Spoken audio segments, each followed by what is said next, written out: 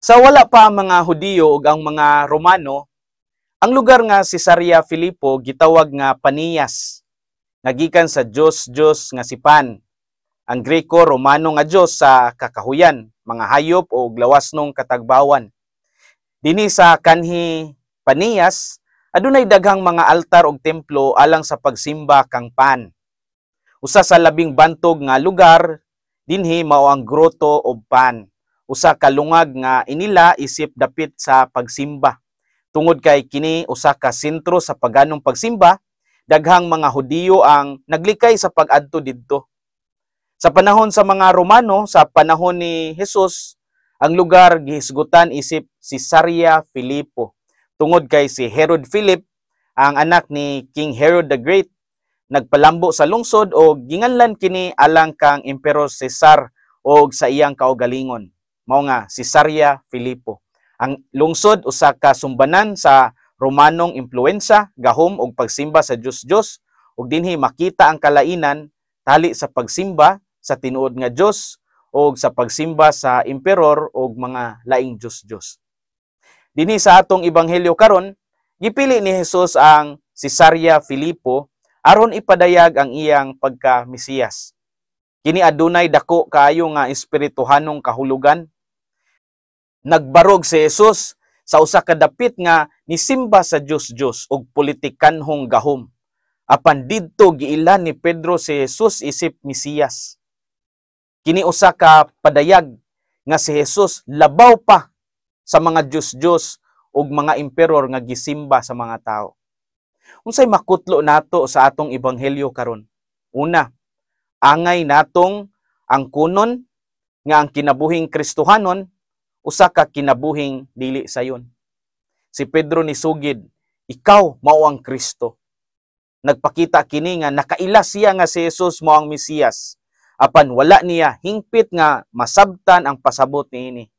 Apan sa dihang si Jesus misulti nga siya magantos og patyon, si Pedro misupak og nipanalipod kaniya. Si Pedro naglaom og Mesiyas nga usa ka makusganong hari nga mogamit og gahom, dili usa ka Mesiyas nga mosakripisyo. Daghan sa atong kinabuhi ang sama kang Pedro. Mituo ta kang Hesus apan dili nato gusto nga moagi sa kasakit ug sakripisyo. Apan ang tinuod nga Kristohanong pagtuo dili sayon. Kini nagkinahanglan og pag-antos ug pagpangandam sa krus. Sa atong pagsunod kang Kristo atong masinati ang mga hagit nga mahimong makapaluya sa atong espirituhanong panaw.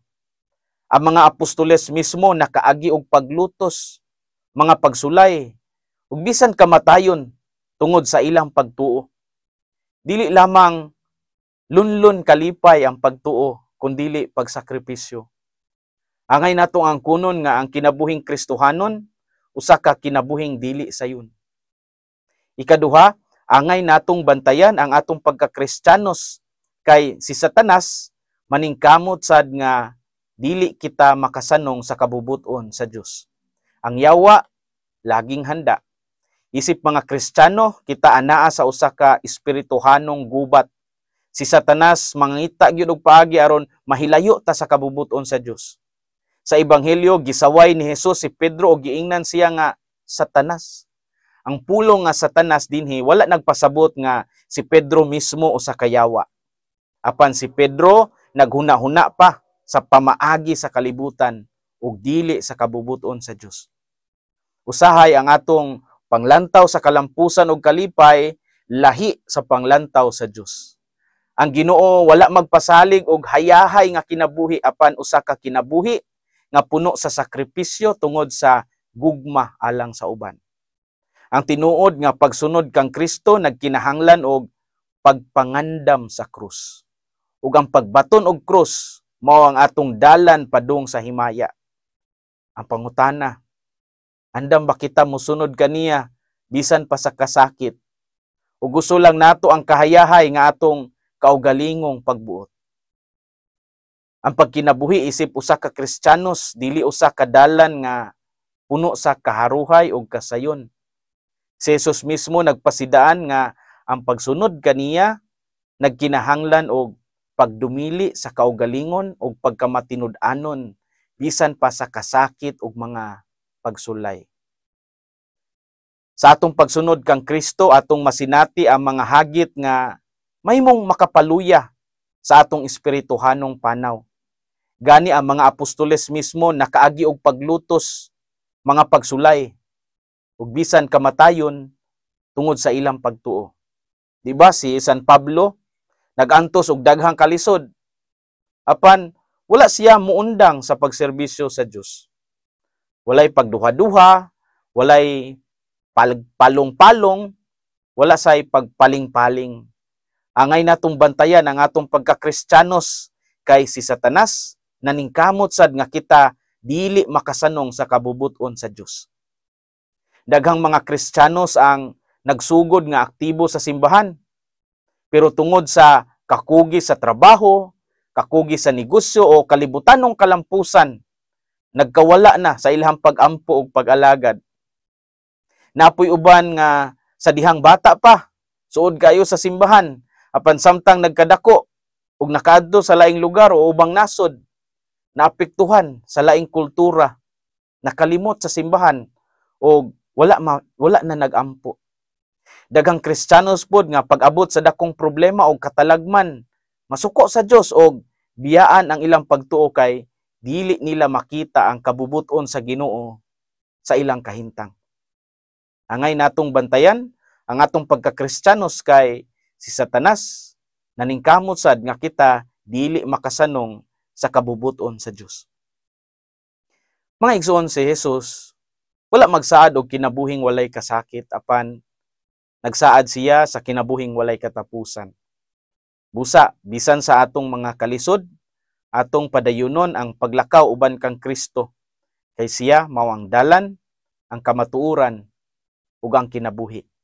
Si Jesus mipasalig ang makapadayon hangtod sa katapusan maluwas. Mateo 24:13. Busa dili kita angay mahimong tapulan o magpabaya sa atong pagtuo kay anaa kanunay ang kaaway nga naghulat og higayon aron kita mapukan. Una nato tapuson kining atong pamalandong, ako una nga pagtimbaya sa atong mga kaigsuonan nga naminaw kanato sa Bidlisiw sa pulong sa Ginoo. Si Linda Iridiano sa Purok San Antonio, Barangay San Roque sa Coronadal City. Si Jana Delia Misiona sa Davao del Sur. Si Eliazar Mazo sa GKK San Isidro sa Tampakan, South Cotabato. Si Mardy og Jacqueline Garingo sa Salvacion Fagutaw sa St. Peter and Paul Parish sa Lagaw General Santos City. Si Gerald Insha sa Sikod Rizal Palawan. Francisco Timbad and family sa Talumo Proper, Davao City. Rikina family sa Medina, Misamis Oriental. Carmelito Alibong sa Angasil Mactan, Lapu-Lapu City. Si Jason Garbo, lay minister sa San Fernando Parish Church sa Liloan, Cebu. Si Eduardo Inting sa Hagnaya, San Remigio, Cebu. Si Bernardo Soligan sa Bais City, Negros Oriental. Si Cherry Ragas sa Lady of Perpetual Help, Milbuk Parish sa Baranayan, Palimbang, Sultan Kudarat. Si Rex Alan Abiliana sa Inhan sa Kanunayng Panabang sa Southview, Panabo City.